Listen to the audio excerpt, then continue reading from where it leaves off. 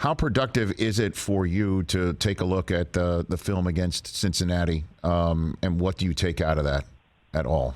Well, we watch every game that we play. We go through them all. We go through all the cut-ups, and like a lot of games, or every game. We know that there's going to be a lot of good in there. There's going to be a handful of bad, and there's going to be some of those things that that are going to get you beat. And turning the ball over and giving up big plays are one, basically at the top of the hit chart for us. And so, we turned the ball over offensively. We gave up a big play early, to Jamar. We dove and missed a tackle there on a quick pass that changed field position. And so, we try to take as much out of every game as we possibly can. And what do you say to those who say it's your quarterback's fault?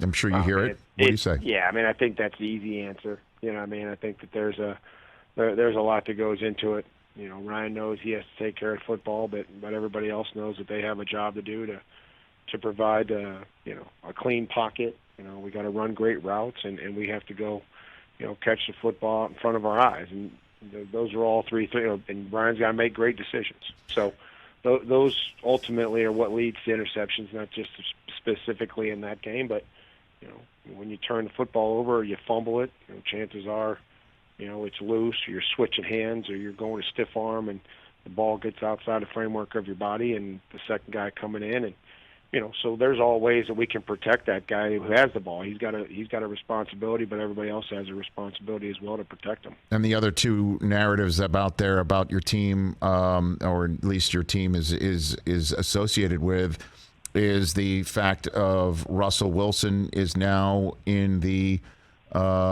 conference, and Matt Ryan is now in the conference, and you also have Deshaun Watson returning to the conference, and the American. I'm trying to figure out how that narrative affects the Tennessee Titans.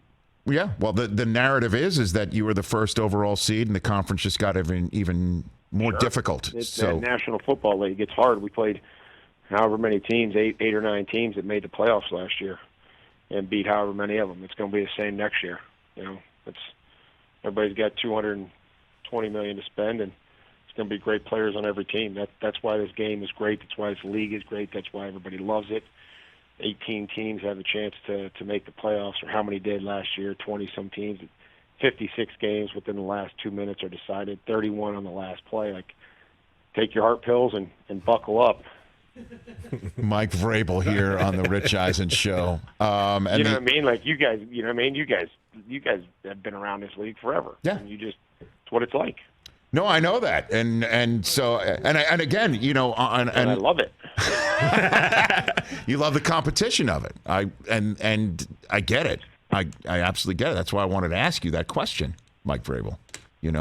I knew I'd get an answer similar to that, but I just wanted to hear it from your mouth.